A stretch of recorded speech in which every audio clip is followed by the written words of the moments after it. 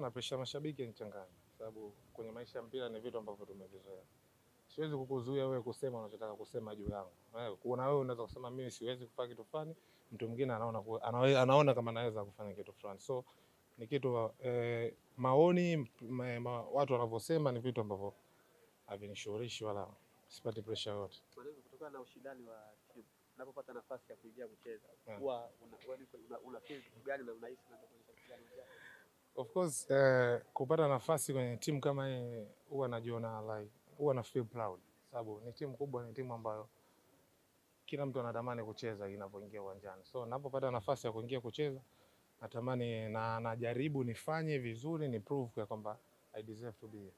Ni kitu gani ambacho pengine watu wanakizungumza sana huko nje kuhusiana na wewe na unatamani pengine ungepata nafasi ya kujielezea, basi ungejielezea mbele zao kwamba haiko hivyo, iko hivyo? Kikubwa sijui wanachozungumza, sababu mimi situmii sana mitandao ya kijamii.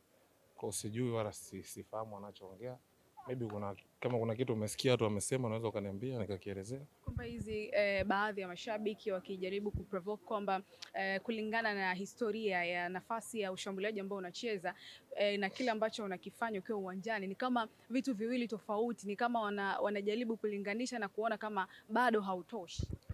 Kikubwa kwanza huwezi kumjaji mchezaji kwa mechi moja. Nimeanza kwenye mechi moja nikiwa Young Africans na naamini nilikuwa na performance nzuri kwenye mchezo ule. Zaidi tu ya kukosa nafasi ndio.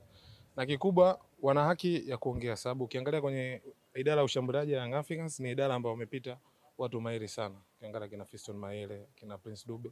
Kwa wana haki ya kunijaji wanaponijaji, sababu wanategemea mtu anayekuja kwenye timu awe kwenye standards kama hizo. So nalipokea, so naamini nitalifanyia kazi na inawezekana siku moja nikafika kwenye level hizo.